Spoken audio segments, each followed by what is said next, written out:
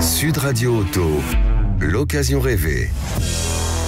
Avec AD, le réseau 2000 garagistes et carrossiers multimarques.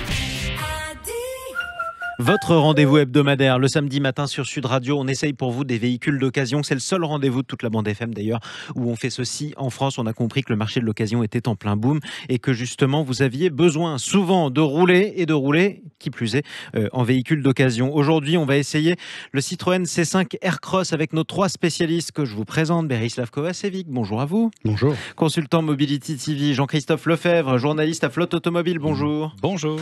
Et en duplex depuis Toulouse, Guillaume Arnonnet, bonjour à vous. Directeur général d'Enchères VO en duplex depuis Toulouse. Dans un instant, je le disais, on essaye la Citroën C5 Aircross. Mais avant cela, le focus sur l'actualité auto de la semaine. Aujourd'hui, on parle bien de l'augmentation de la part du 100% électrique ou de l'hybride rechargeable sur, tenez-vous bien, le marché de l'occasion. Bonjour Julien Billon. Bonjour. Vous êtes directeur général de 3A Data, justement tous les chiffres possibles et imaginables du marché de l'automobile et en particulier de l'occasion. Vous les connaissez par cœur. Quelle est la part de l'électrique, du 100% électrique et de l'hybride rechargeable sur le marché de l'occasion ? Sur le marché de l'occasion en 2021, l'électrique, c'est très faible encore puisque ce n'est que 1%, mais c'est surtout un doublement en volume par rapport à l'année précédente. Et c'est assez logique finalement puisqu'on voit arriver sur le marché de l'occasion des véhicules qui étaient précédemment neufs et on arrive à la première séquence de possession des 4 ans usuels et donc naturellement on arrive à voir ces volumes occasion et de façon très intéressante ces hybrides rechargeables aussi puisqu'on parle bien des véhicules qui ont besoin d'une prise pour fonctionner en mode électrifié et les hybrides rechargeables, eux, représentent une part croissante aussi du marché occasion. Alors, si cette part augmente sur le marché de l'occasion, est-ce qu'il faut en déduire que ce sans quoi ces 2 types de véhicules ne fonctionneraient pas est de plus en plus installé en France? Je veux parler des bornes de recharge. Oui, c'est un fait. Les bornes sont en forte augmentation en installation. Et ce qu'il faut noter, c'est que quand on s'intéresse au marché de l'occasion, on parle essentiellement des véhicules des particuliers. Et les particuliers, donc, installent des bornes à leur domicile. Donc ça, c'est une vraie tendance qu'on observe. Vous avez parlé d'un doublement de ce 1%, justement, cette année. Est-ce que cette tendance va se confirmer en 2022 ? Oui, nécessairement. C'est pas de la voyance, c'est un effet mécanique de vases communicants entre les véhicules qui ont été immatriculés neufs et ceux qui se retrouvent en occasion. 86, et ce qui est notable sur le marché des véhicules électrifiés 100% électriques, c'est que 86% des transactions en fait en 2021, c'était des véhicules de moins de 5 ans. Et pour autant, ça fait plus que 5 ans qu'on voit des véhicules neufs électriques, mais c'est pas ce qui a fait la part de marché la plus importante sur les véhicules d'occasion. Ce qu'on a vu surtout, en fait, c'est des fortes poussées des 0 km, ce qu'on appelle les véhicules 0 km, des marques généralistes qui commencent à rentrer sur le marché du 100% électrique. Et ça, c'est vrai, c'est une véritable tendance toute nouvelle. En tout cas, merci beaucoup, Julien Billon. Directeur général de 3A Data. Mais du coup, les amis, ce qu'on vous propose, c'est tout de suite d'essayer un véhicule d'occasion. Sud Radio Auto, l'occasion rêvée.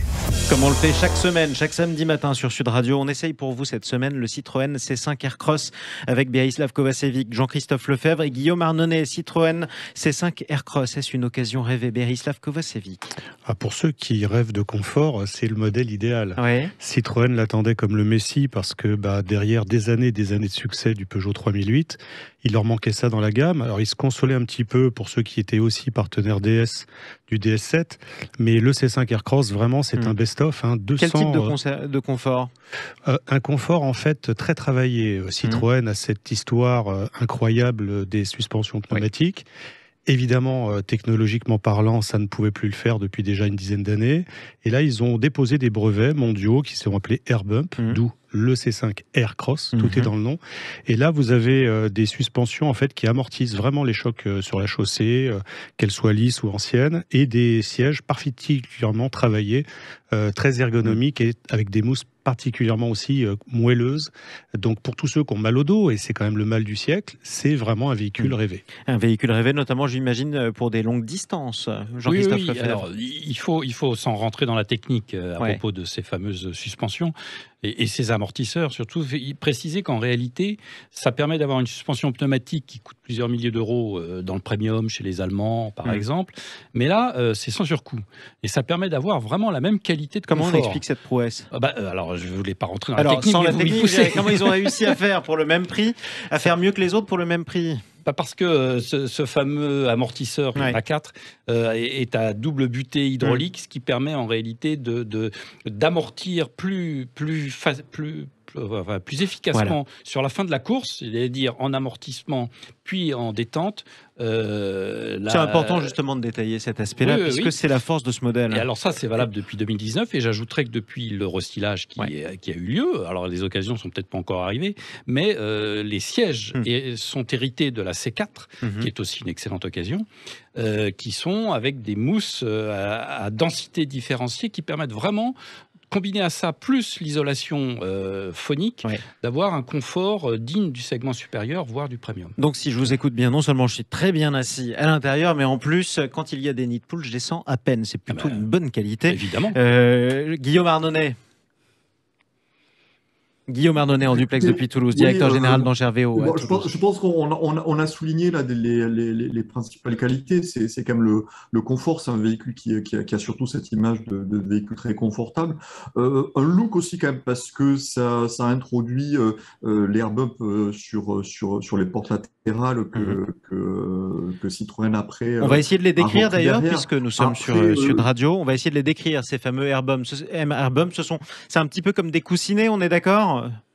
Oui, exactement. C'est une espèce de protection latérale un petit peu plus large qui ont à la fois une vocation très pratique, je pense, pour les coups de porte, et puis une vocation également esthétique. Voilà, donc ça signe un petit peu le look de la voiture. Donc c'est une espèce de bas de caisse, au-dessus du bas de caisse, une partie en plastique. Donc voilà, donc essentiellement le confort et puis cette ligne, ça c'est quand même les traits de caractère de ce véhicule, qui est quand même, pour nuancer un petit peu tout ça, arrivé un petit peu tard sur le marché aussi quand même. Donc c'est un véhicule qui se retrouve en face de modèles comme le 3008, son cousin, qui là pour la peine a vraiment signé un style très marqué. Le C5 Aircross à côté, il a quand même un petit peu moins de personnalité, peut-être, malgré tout ce qu'on vient de dire tout à l'heure. Ah, là pour le coup, vous préférez le modèle de chez Peugeot. Est-ce que vous êtes d'accord, Jean-Christophe Lefebvre ? Non, moi je suis pas d'accord. Parce que d'abord, j'aime pas tellement le 3008. Enfin, c'est une excellente voiture, voilà mais qui est dit. Une fois de plus, avec comme le 2008 d'ailleurs, la position de conduite pour les grands ou pour les trop petits, ça le fait pas. On voit pas les compteurs. Il faut être moyen. Voilà. En plus, c'est une voiture tellement banale, ce 3008. Enfin, on n'est pas là pour parler de 3008, mais de C5. Et c'est la même base technique sur C5. Donc, moi, à tout prendre, et là, Beresla va nous le confirmer, les prix sont moins élevés sur C5 en VO.